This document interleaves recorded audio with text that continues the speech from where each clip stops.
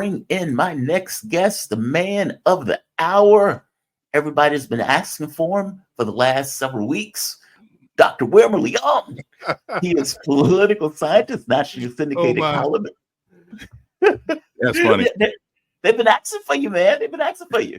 Dr. Wilmer Leon, he's a political scientist, nationally syndicated columnist, and you have several shows that you host. Please tell the audience where they can find you.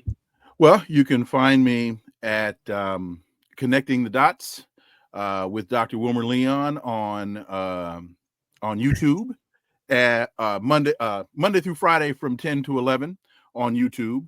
That's Connecting the Dots. And then you can also find me every Saturday from 11 to 2 p.m. Eastern on Sirius XM channel 126. And the show is Inside the Issues. And you can always find me here. Oh, you can always find him here, Inside the Issues. No, man, I'm glad to have you. I mean, there have been certain stories that have come up that have been utterly and entirely fascinating to me. And one of those, Stephanopoulos is ordered to pay Donald Trump $15 million. $15 million. And even worse than that, because he's a millionaire, so that money is not going to hurt him all that much. But the apology is probably going to kill him. If the money don't kill him, the apology, Lord knows, is going to kill him. Now, the reason that Trump has to pay him money is because of this clip right here, where he effectively called Trump a rapist. As, mind you, he did this in a segment where he's talking to Nancy Mace. Nancy Mace was a rape survivor, and he was bringing this up to Nancy Mace like, well, you are a rape survivor. How on earth can you support a rapist? That was the tenor of the conversation. Already is a little dicey. He's effectively using a rape against her in a political context. This is the clip just so the audience can see it for themselves. It's outrageous. At least I think it's outrageous. You can disagree with me on this, but let's play the clip first. I still get judged for it today. I'm asking you a very simple question. And I answered Explain it. You're why- shaming no, me for I'm my political choices. I'm asking you a question about why you endorse someone who's been found liable for rape. It was not a criminal court. This was It was a civil court. It was a civil court. And by the way, she joked about the judgment and what she was going to do with all that money. And I find that offensive. I'm asking you but about as the man a who's... rape victim who's been shamed for years now because of her rape, you're trying to shame me again by asking me this political question. You've repeated that again. I think it's offensive. As a woman, I find it offensive. For my political choices, I've endorsed the man that I believe is best for our country. It's not Joe Biden. And you look. So that obviously didn't go well. I mean, that conversation obviously didn't go well. Nevertheless, he was, if I'm understanding it correctly, he got hit with sexual abuse or sexual assault, not rape. And New York has this kind of distinction between the two. And so Trump's point was, dude, you got on your national syndicated television show and called me a rapist. That's a fail. And in order to drive that point home, taking him to court, suing the company with it, and winning $15 million on it. I guess the first question is, should Stephanopoulos have done that? I mean, that's a little, I don't know, that rubs me the wrong way, him bringing a rape survivor on. It's like if I was molested when I was a kid, when I was younger. And someone brings me on and says, hey, you were molested as a kid. How are you backing this person that was so-and-so? Basically, you're bringing up my history and dragging it into the mud in order to make your political point as you go after me for it, especially for something like rape. Give me your take on this. I guess give me your take on both. A, you're a lawyer. The case. No, B, I'm not a lawyer. Oh, I thought you were a lawyer. I'm sorry. No, I went to law school. Okay. Yeah, okay. I'm not so I wasn't entirely in the ball. I was entirely in the weeds. See, there you and George Stephanopoulos go, man. You accuse me of such a despicable thing as being a lawyer. Anyway, go ahead. Fair enough. All right. So, at the one, do you think George Stephanopoulos should have bought it in this angle? Should he have hit her like this? I don't think that's a bad question if the basis of the question is factual or is accurate.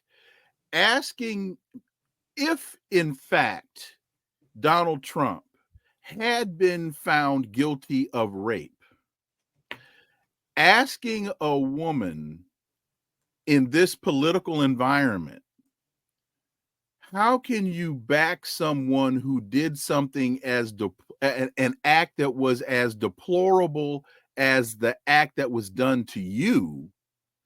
I don't.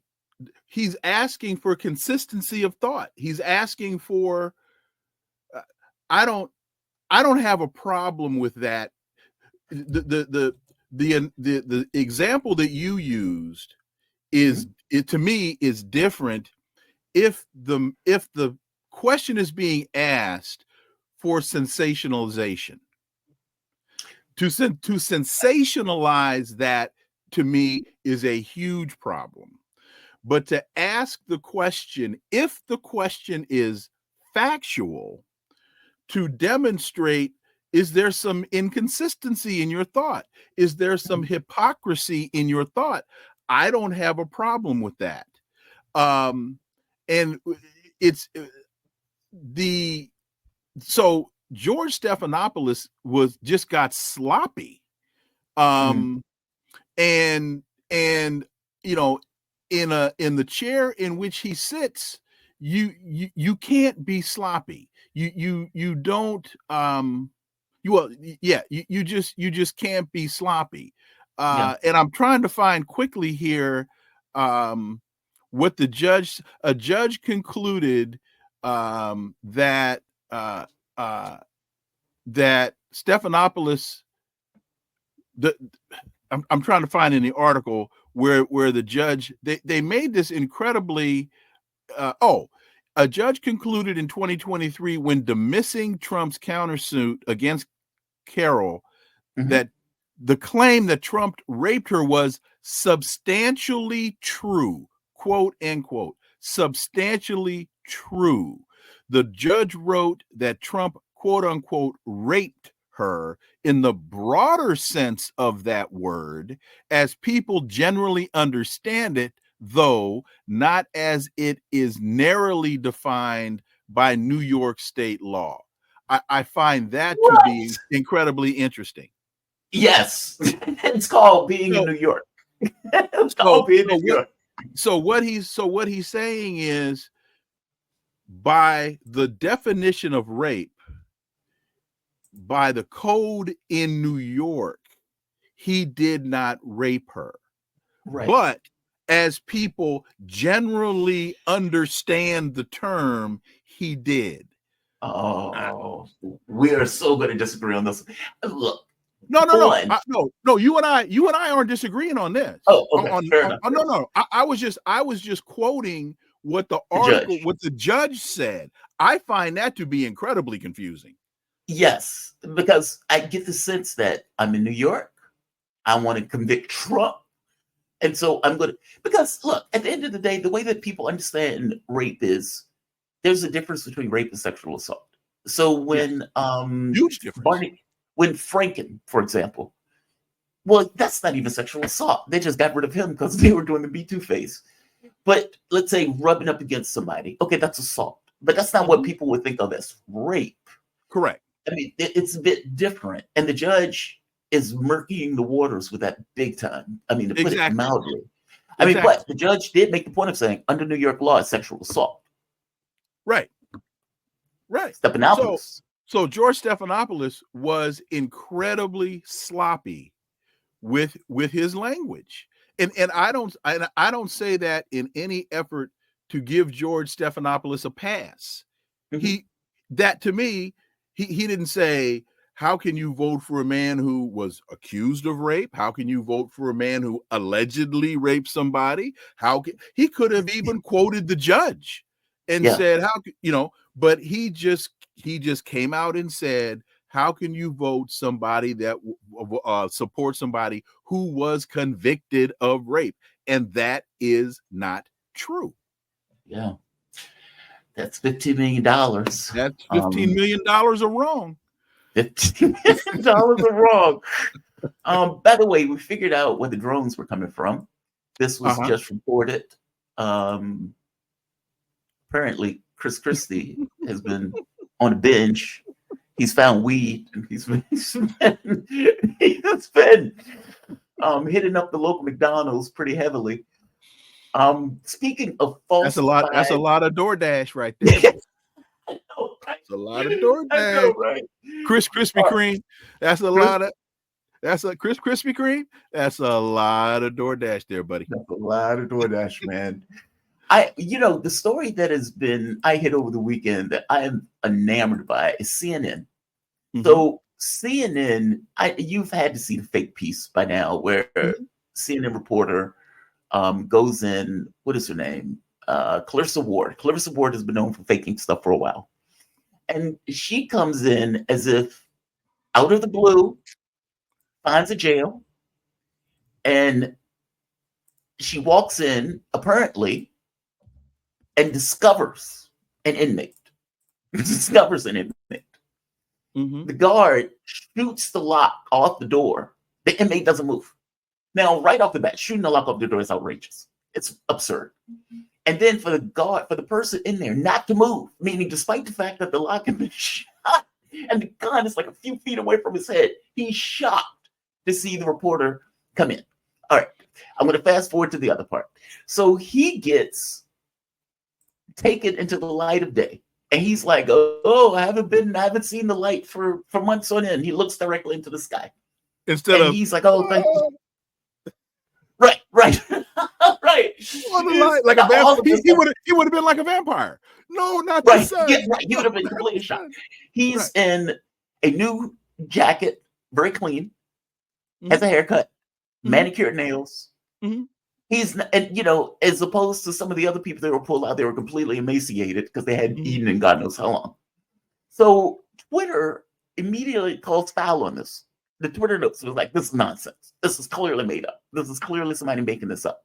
Now, CNN backs up their piece, but another article comes out called Verified Side, and they search the public record to get more information on this particular guy. Mm-hmm. So it says Verified Side team searched public records, the name of Adele Garbal, to verify the circumstances and duration of the detention, but found no results. Garbal, who claimed to hail from Homs, whose dialect supported this claim, prompted further inquiries into the city. The team discovered that his real name is Salama Mohammed Salama, first and last name the same. That's a little strange, but okay. A revelation that brought shocking details to light. Salama, known as Abu Hamza, is the first lieutenant of the Syrian Air Force intelligence, notorious for his activities in Homs. Residents in the Al-Bayada neighborhood identified him as a frequently stationed at the checkpoint in the area Western Entrance, infamous for its abuses. His Abu Hamza reportedly managed several security checkpoints in Homs. It was involved in theft, extortion, and coercing residents into becoming informants. According to the locals, his recent incarceration, lasting less than a month, according to him, he had been in there for like 4 or 5 months, whatever.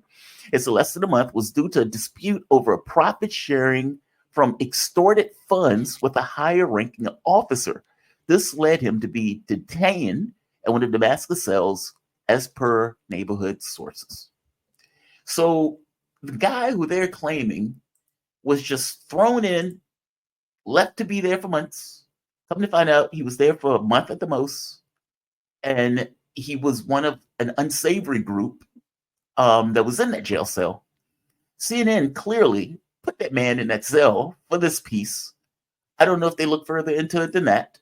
And Clarissa Ward, who is known to be, sniffing Syrian chemical weapons, apparently, like just hailing a bag that's supposed to be laced with it, threw her body to the ground when there was supposed to be an attack that never took place. And by her own admission, had become radicalized where she was sending letters, I believe, to the Obama administration complaining about them basically not overthrowing the government. This is the person who they sent to Syria. Give me your take on this. Have you seen anything this shameless, I guess is the word for it? I mean, for the most, quote, trusted name in news, to be doing puff piece interviews with diversity-friendly terrorists, and then to turn around and do a piece that is obviously fake, is pretty outrageous, even for CNN. Give me your thoughts. Well, have I seen anything like this? Yes, we have. I would have to ask if she went to the Brian Williams School of Journalism. Because Brian, if you remember, Brian Williams, former anchor of NBC's nightly news, I think it was NBC. And if there's a judge in New York that wants to tell me I'm wrong, but that it was another network, I apologize. But I think it was NBC. I don't want to be George Stephanopoulos here. Anchor of NBC News was found to have engaged in similar behavior. So yes, we have seen this before. It's called manufacturing consent. This is something that mainstream media has been involved in for a very long time. In fact, there's a piece that I reference fairly often. It was an NBC piece. Ken Delanian. In fact, Ken Delanian was again. I hate to interrupt. I know that piece. I reference that piece all the time, where Ken Delanian is triumphant, like he's triumphant about Biden lying to the American public. Is that the piece? Right. Yeah. Let me see if I can quickly. Yeah. NBC News admits it's in a break with the past. U.S. is using intel to fight an info war with Russia, even when the intel isn't rock solid. It doesn't have to be solid intelligence, one official said. It's more important to get out ahead of them, the Russians, Putin specifically, before they do something. So NBC is admitting in this piece, we are lying to you. Yeah. You even had what was it called? The Office of Special Plans. Plans or programs, I can't remember which, in the Pentagon, that was taking raw intelligence, spinning it into fact, releasing it to the West to promote the whole idea of weapons of mass destruction.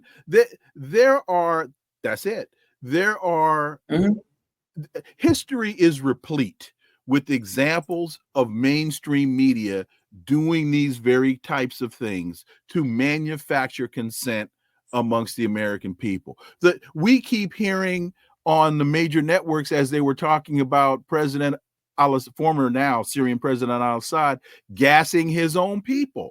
Those stories have been debunked. So the whole Russian election, Trump and Russia, right? All of that, Russiagate, all of that has been debunked. But they still will use those lies when it works to further their agenda.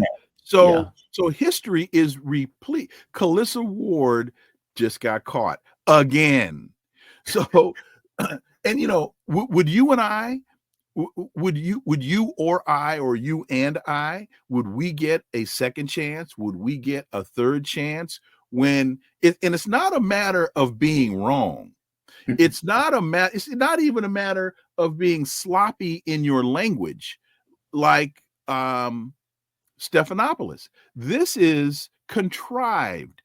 Ken Delanian, what used to write for the LA Times, until it was found that he was sending his stories to the CIA, having his stories cleared by the CIA before they were published, and not telling his editors. And so instead of him being banished from journalism forever, he interestingly and conveniently has found a very nice, secure home at NBC.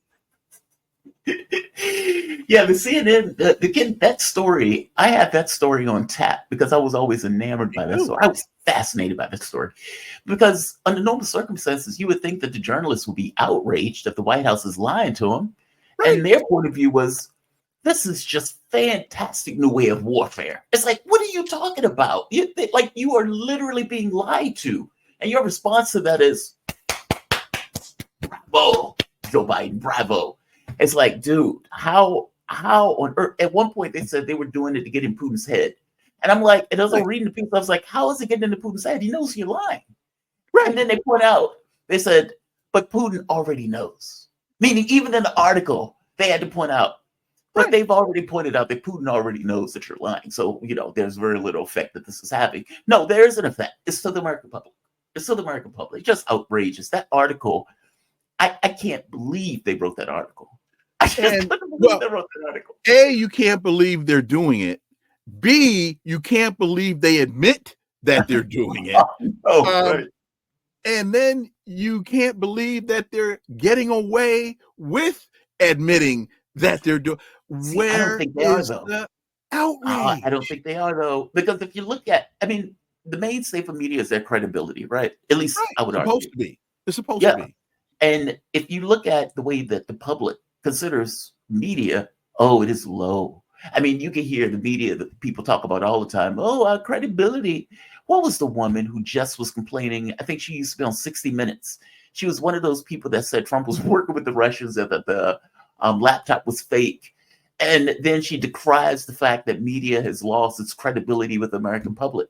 I guess, but see, that's the rub, though, right? They still have the ability to shape public opinion when they need to. Right. That's the rub. And it, because with the validity and the truth of everything that you've just said, you experience this as well as I do. You're at a gathering, you're talking amongst friends, and because you do the research that you do, you want to say to someone, well, no, Joy Reid is wrong. Kamala did not run an exquisite campaign. And then people, man, they want to take you in the yard and stone you. How can you, and then ignoring that article that was in the New York Times just last week, where the campaign came out, the campaign workers in Philly came out and said, we had to take it upon ourselves. Did you see that piece? What's the piece? Oh, man. Well, give me 1 second here. There was a piece in the New York Times.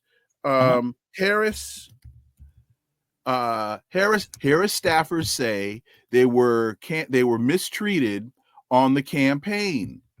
So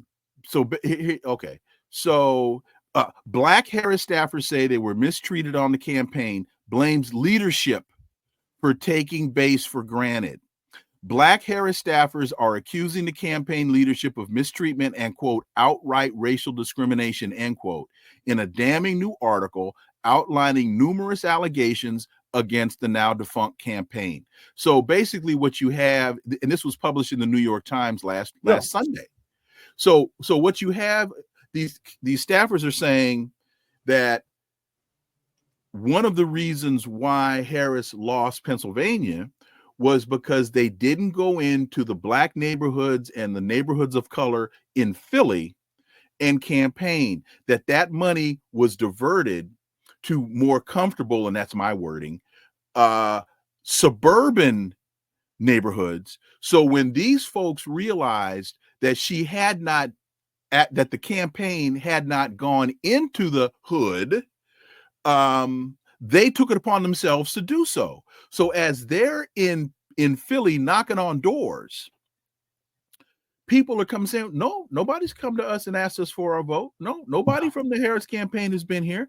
This is in the New York Times. And this is not a story based on anonymous sources. There are people in the story that say who they are and what their responsibilities were. Now, there are a number of references to, well, there are people who are speaking to us on the condition of anonymity because they are concerned about their futures. Right. But there are enough names in the story to let you know this story was not a myth. And they were meeting, they said that the campaign offices in Philly didn't have any money. They didn't have any chairs. They didn't have any desks. They didn't have the basic items that they needed to do their jobs. And that instead of meeting in those offices, they were afraid of being caught. So they met at a Dunkin' Donuts.